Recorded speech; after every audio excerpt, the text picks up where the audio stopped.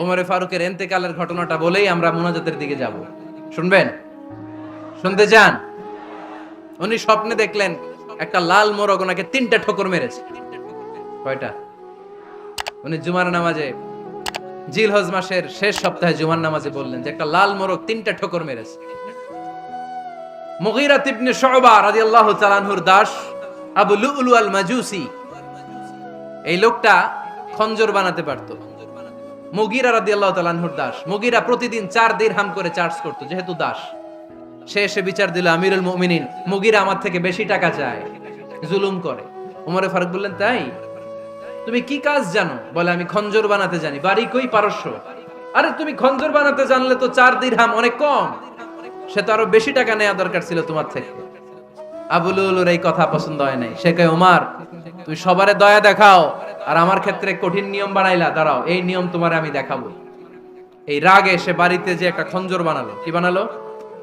খঞ্জর চিনেন? ছোট্ট ছুরি। কিছুদিন আগে ওমানের সুলতান কাবুস ইন্তেকাল করেছে, জানেন আপনারা? ওনার এই কোমরের মধ্যে খঞ্জর থাকতো, ছবিতে দেখছেন? আরব শায়েখ যারা সুলতান, আমির, কোমরে কি থাকে? ছোরা থাকে, খঞ্জর। সে বাসায় যে একটা খঞ্জর বানালো, যেই খঞ্জরের 2 মাথা, লাহু রাসান ওয়া মাকবাদাতুহু ফি ওয়াসাতি, আর ধরার হ্যান্ডেলটা মাঝখানে, এদিকেও ছুরি এদিকেও ছুরি, যাতে এইভাবে মারা যায়। সে ধার দিতে লাগলো আর বলল, ওমর দাঁড়াও, তোমারে আমি দেখাবো। ওমরে ফারুক মসজিদে নববীর ইমাম, ফজরের নামাজের সময় এ আবু লুলু আল মাজুসি বুরনুস পরে, চাদর পরে, লুকিয়ে লুকিয়ে, সে অগ্নি উপাসক, মুমিন নয়।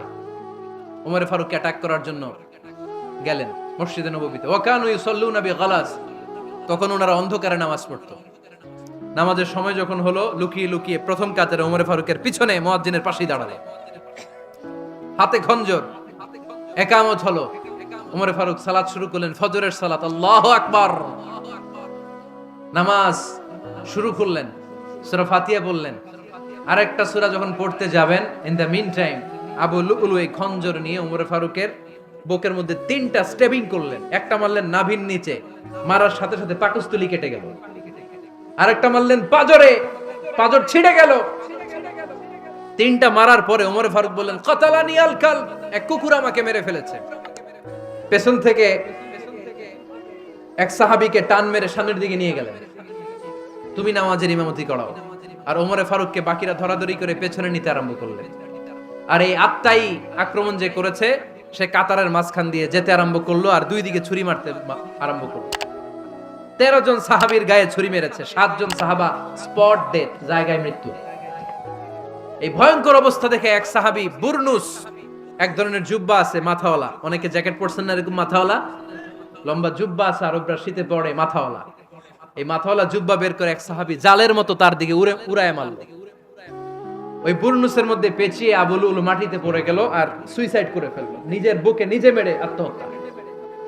যেই সাহাবীকে ইমামতির জন্য দাঁড় করালেন, উনি ছোট্ট সূরা দিয়ে, প্রথম রাকাতে সূরা আল কাউসার, দ্বিতীয় রাকাতে সূরাতুল ইখলাস দিয়ে নামাজ শেষ। ওমরে ফারুক বেহুশ। ওমরে ফারুক কি? হ্যাঁ, বেহুশ। সবাই কান্নাকাটি করতেছে, সবাই দেখতে গেলেন, এখন হুঁশ ফিরে না।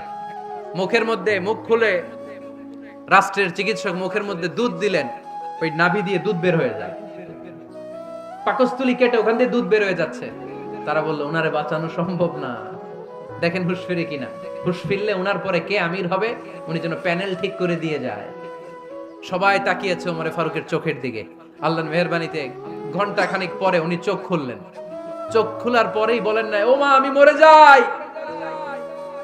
চোখ খোলার পরে উনি বলেন নাই, কে মারলো আমারে। চোখ খোলার পরে উনি বলেন নাই, আমার পরে নেতা কে হবে। চোখ খোলার পরে সর্বপ্রথম কথাটি ছিল, আসল্লান নাস, আমার নেতৃত্বে যে ফজরের নামাজটা শুরু হয়েছিল, এটাকে ঠিকমতো তোরা পড়েছিলি? আমার নেতৃত্বে যে ফজরের জামাত শুরু হয়েছিল, সেটা ঠিকঠাক মতো সমাপ্ত হয়েছিল কিনা আগে বল। আসল্লান নাস, নামাজটা হয়েছে কিনা বল। সুবহানাল্লাহ কইতে পারলেন না? This is Omar, hour super hero. নেতা অনেকগুলো লাগে না, এরকম নেতা একটাই যথেষ্ট, যে গোটা বিশ্বকে কাঁপায় দিতে পারে। চিল্লায় বলো ঠিক কিনা। আমরা চাই আমাদের ছেলেগুলো ওমরে ফারুকের মতো বড় হোক।